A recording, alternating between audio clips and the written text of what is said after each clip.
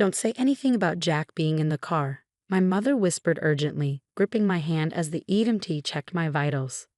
Please, sweetheart. One mistake shouldn't destroy his whole future.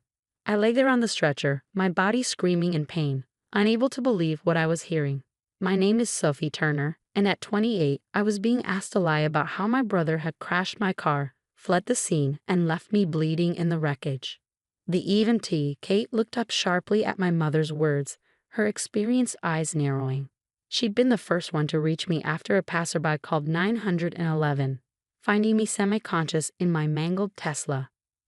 Mrs. Turner, Kate said firmly, your daughter has multiple injuries. This isn't the time to discuss cover-ups. My father stepped forward, his voice taking on that smooth, persuasive tone he used in his law practice. We understand the severity, but surely we can handle this as a family matter. These things happen. These things happen. Like the time Jack borrowed my laptop and spilled wine on it, or when he accidentally backed into my fence and never paid for repairs. Always accidents, always excuse, always my problem to fix. But this was different. My head throbbed where it had hit the window, my ribs screamed with every breath, and my left arm hung useless at my side. Jack hadn't just damaged my property this time, he'd left me for dead. Sophie, please, my mother continued. Jack's medical residency interview is next week. If this gets out. I closed my eyes, remembering how it happened. Jack had shown up at my house, drunk again, demanding to borrow my car because his was acting weird. When I refused, he grabbed my keys anyway. I jumped in the passenger seat, trying to stop him. The last thing I remembered was him taking a turn too fast, the world spinning, and then darkness. Kate was checking my blood pressure when another EMT approached, holding something in his hand. Found this in the wreckage, he said, passing over what I recognized as my dash cam. Might want to take a look. My parents exchanged panicked glances. They didn't know I'd installed the camera after Jack's last accident with my car. Kate connected it to a tablet, and suddenly Jack's voice filled the ambulance. Come on, Sophie, stop being such a control freak, his slurred voice rang out. I know what I'm doing. Jack, you're drunk. Give me the keys. The sound of tires screeching, my scream, the horrible crunch of metal. And then Jack's voice again. Oh shit, Sophie. Whatever. I gotta get out of here. Can't mess up this interview. The sound of a car door opening and closing. Footsteps running away. Kate stopped the playback, her face grim. Mrs. Turner, Mr. Turner, I'm required by law to report suspected hit and runs. This isn't something we can ignore. My mother burst into tears. He's worked so hard for this interview. Sophie, please, we'll pay for everything. Your father will handle all the insurance. Just say you were alone in the car. I looked at my mother's pleading face, my father's calculating expression, and felt something inside me break. For years, I'd watched them excuse Jack's behavior, clean up his messes, protect him from consequences while I picked up the pieces. Your daughter has 3 broken ribs, a dislocated shoulder, and a possible concussion, Kate said, her voice hard. She could have died. Is protecting your son worth risking your daughter's life? Before anyone could respond, Kate leaned close to me, speaking softly so only I could hear. The police are already on their way. Say the word, and I'll make sure they see this footage. It's your choice, but you don't have to protect someone who left you like this. I met her eyes, seeing the same fierce protectiveness I wish I'd seen from my own parents. In that moment, lying in the ambulance with my body broken and my family still trying to shield my brother, I made my decision. Show them everything, I whispered. Kate nodded, straightening up. Officers will meet us at the hospital, she announced. And Mrs. Turner, I suggest you call your son and tell him to turn himself in. Running from an accident scene is a felony in this state. As the ambulance doors closed on my parents' shocked faces, I felt a strange mix of pain and relief. For the first time in my life, someone was standing up for me instead of for Jack. I didn't know what would happen next, but I knew one thing for certain. This time, there would be consequences. The hospital corridor buzzed with activity as Detective Morris reviewed the dashcam footage on his tablet. My parents hovered nearby, their faces ashen as the reality of the situation sank in.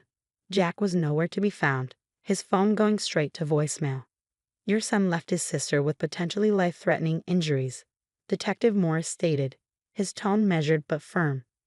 The footage clearly shows him intoxicated, taking the vehicle without permission, and fleeing the scene after the crash. I lay in the hospital bed, my ribs wrapped tightly, my arm in a sling, watching my father's legal mask crack. "Detective, surely we can." "No, Mr. Turner," Morris cut him off. "This isn't something you can negotiate away. Your daughter could have died." Kate, who had stayed past her shift to give her statement, stood by my bedside like a guardian angel. She'd been right about my injuries: 3 broken ribs, a dislocated shoulder, and a mild concussion. The doctors wanted to keep me overnight for observation.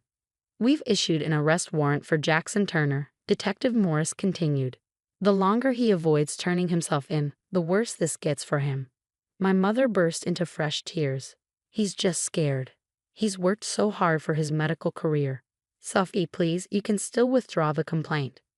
Before I could respond, Kate stepped forward. "Mrs. Turner, your son, who wants to be a doctor, left an injured person at an accident scene. How would you feel if he did that to one of his future patients?" The question hung in the air like a thundercloud. My mother's face crumpled as the implications sank in. My father's phone buzzed. A text from Jack. "He's at home," my father said quietly. "He wants to know if he can wait until after his interview to turn himself in." Detective Morris shook his head in disbelief. "Officers are already en route to your house. Your son's priorities seem seriously misplaced." Just then, my phone lit up with a text from Jack. "Thanks for ruining my life, sis. Hope you're happy being the perfect daughter." I showed the message to Kate, who immediately passed it to Detective Morris. "Add witness intimidation to the charges," he muttered, making notes. "I am happy," I said loud enough for everyone to hear. "Happy to finally stop pretending Jack's actions don't have consequences.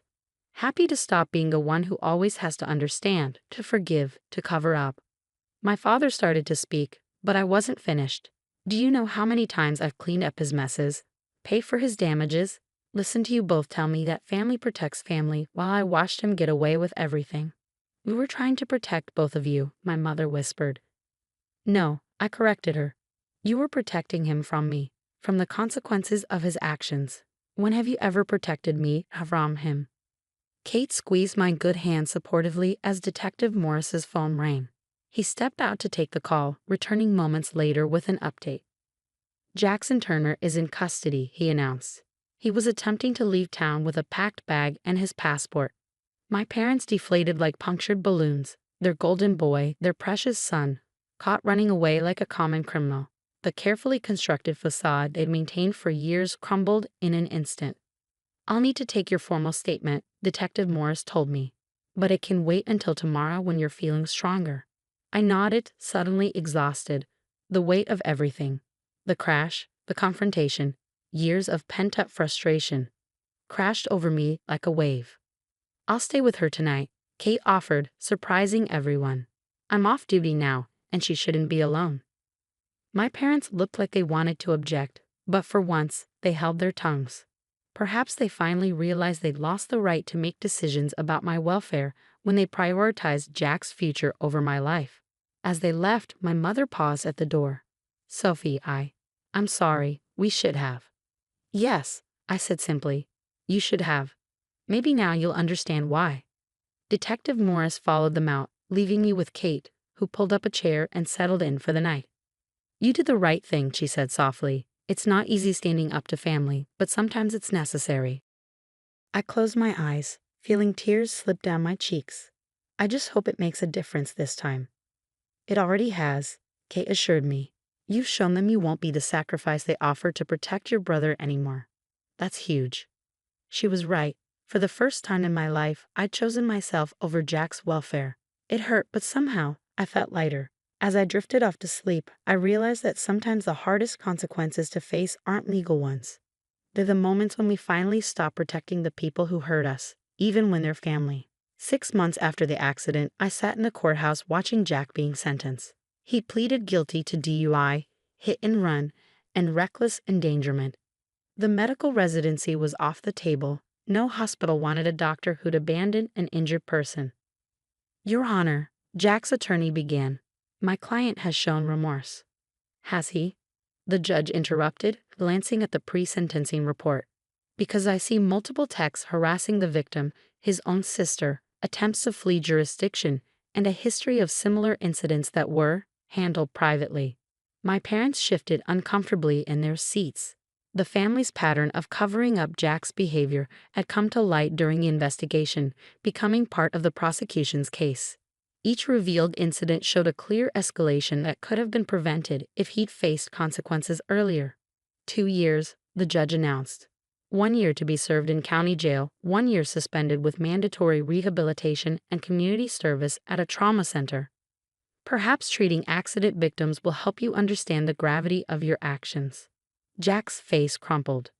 Gone was the arrogant brother who'd always escaped punishment. In his place sat a man finally facing the reality of his choices. Outside the courthouse, Kate waited by her car. She'd become more than just the EMT who saved me. She was now one of my closest friends. We met weekly for coffee, and she helped me through the difficult months of physical therapy and family drama. "How did it go?" she asked, pulling me into a gentle hug. 2 years, I replied. He actually has to face consequences for once. My parents approached hesitantly. They changed too, though it hadn't been easy. Family therapy had revealed decades of enabling behavior, with me cast as the responsible child who had to accommodate Jack's chaos. "Sophie," my mother said softly, "we're going to visit your brother next week. Would you consider coming?" 6 months ago, this would have been a demand disguised as a request, followed by guilt-tripping if I refused. Now, there was genuine uncertainty in her voice. She'd learned she no longer had the right to expect my compliance. "Not yet," I answered honestly. "I'm not ready." My father nodded, accepting my decision without argument. "Another change. We understand. We're trying to do better." They were. Weekly therapy had forced them to confront their role in enabling Jack's behavior. They'd finally started acknowledging the burden they'd place on me, though years of ingrained patterns didn't change overnight. Kate and I watched them leave, then headed to our usual coffee shop. The spring air was warm, carrying the scent of new beginnings. "You know what's funny?" I said as we settled into our favorite corner.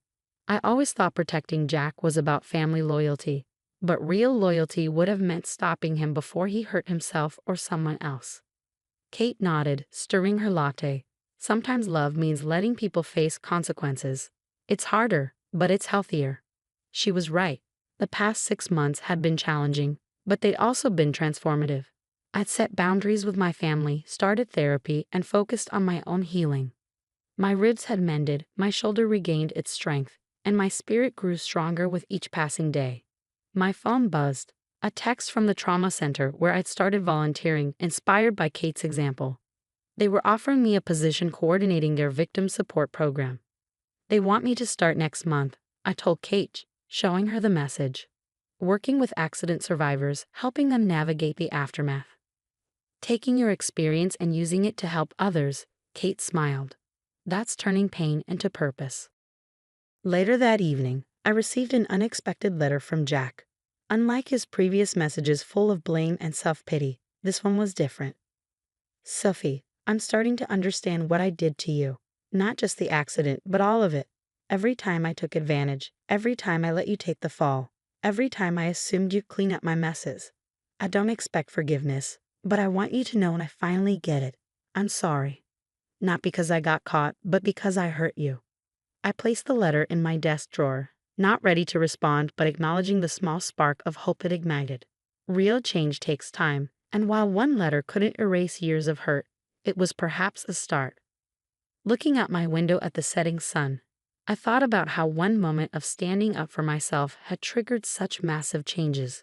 My brother was facing consequences, my parents were confronting their enabling patterns, and I was building a life centered on my own well-being rather than managing Jack's chaos. Kate's words from that night in the ambulance echoed in my mind. "You don't have to protect someone who left you like this."